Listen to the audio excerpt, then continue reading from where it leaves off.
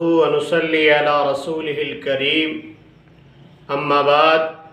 بسم اللہ الرحمن الرحیم۔ میرے محترم دوستو، حضرت سعد ابن ابی وقاص رضی اللہ تعالی عنہ کے قبول اسلام کا واقعہ آپ کے سامنے عرض کیا تھا۔ حضرت سعد ابن ابی وقاص رضی اللہ تعالی عنہ جب اسلام لائے، اس کے بعد وہ اسلام کی تبلیغ اشاعت کے لیے ہم وقت تیار رہے اور آپ صلی اللہ علیہ وسلم کے مجالس اور محافل میں ہمیشہ شریک رہے، اور جس وقت آپ صلی اللہ علیہ وسلم اس کو جس کام کے لیے بھی حکم کرتے وہ حاضر ہوتے ہیں۔ چنانچہ غزوہ بدر کے موقع پر جب آپ صلی اللہ علیہ وسلم نے جنگ کے لیے صحابہ کو تیار کیا تو اس وقت حضرت سعد ابن ابی وقاص اور ان کے چھوٹے بھائی حضرت عمیر بن ابی وقاص بھی ان کے ساتھ تھے۔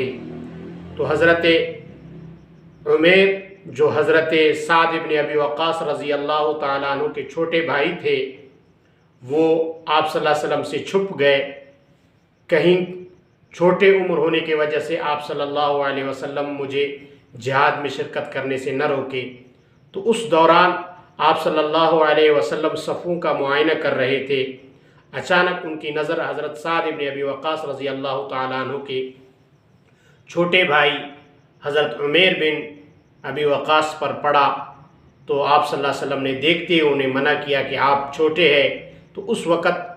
وہ بچہ یعنی حضرت عمیر جو حضرت سعد ابن ابی وقاص رضی اللہ تعالیٰ عنہ کے بھائی تھے وہ رونے لگے۔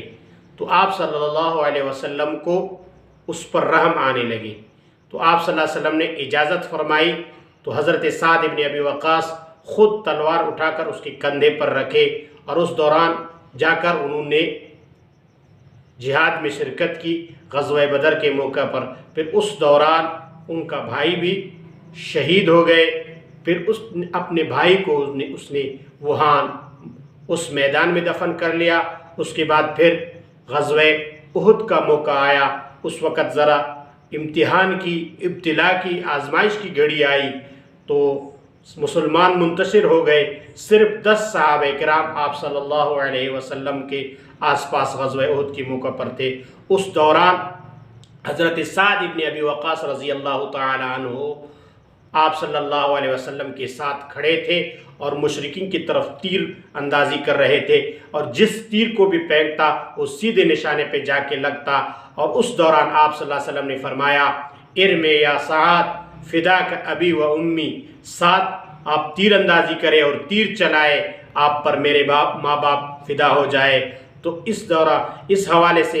آپ صلی اللہ علیہ وسلم کی اس کہے جملے پر ہمیشہ سعد ابن ابی وقاص فخر کرتے تھے اور فرماتے تھے کہ میرے آقا نے میرے بارے میں یہ فرمایا کہ میرے ماں باپ تجھ پر قربان ہو، اور یہ واحد صحابی ہے جس پر آپ صلی اللہ علیہ وسلم نے اپنے ماں باپ کو قربان کرنے کا کہا ہے کہ آپ تیر چلائے، میرے ماں باپ آپ پر قربان ہو۔ اور پھر حضرت علی رضی اللہ تعالیٰ عنہ فرماتے ہیں، ما سمعت النبی صلی اللہ علیہ وسلم یفدی احدا بابویہ الا لسعد، میں نے نہیں سنا ہے نبی صلی اللہ علیہ وسلم سے کبھی بھی کہ اپنے ماں باپ پر کو کسی سے فدا کر دے مگر سعد کے لیے۔ فإنہ سمعتہ یوم احد، میں نے احد کے دن سنا، یقول، آپ صلی اللہ علیہ وسلم فرما رہے تھے، ارمی سعد فداک ابی و امی، سعد آپ تیر چلائے، میرے ماں باپ آپ پر قربان ہو جائے۔ تو یہ حضرت سعد رضی اللہ تعالیٰ عنہ جس کے بارے میں آپ صلی اللہ علیہ وسلم نے فرمایا، یا سعد آپ تیر چلائے، میرے ماں باپ آپ پر قربان ہو جائے، یہ وہ صحابی ہے جس پر آپ صلی اللہ علیہ وسلم نے اپنے ماں باپ کو قربان کیا ہے۔ اور پھر جب حضرت سعد ابن ابی وقاص کی وفات کا وقت آیا تو اس وقت اس نے اپنی اونی، حالانکہ اس کو اللہ نے مال بھی دیا تھا، وہ مالدار تھا، ایسا نہیں تھا کہ وہ غریب تھا، لیکن اس دوران انہوں نے اپنے وہ پرانا اونی جبہ جو تھا اس کو منگوایا اور کہا کہ میں جب مر جاؤں تو مجھے اس میں دفنا دینا، اور میں اللہ کے سامنے اس جبے میں جاؤں، کیونکہ میں نے مشرکین کا جب مقابلہ کیا تو اس وقت میرے جسم پر یہی جبہ تھا، اور ایسے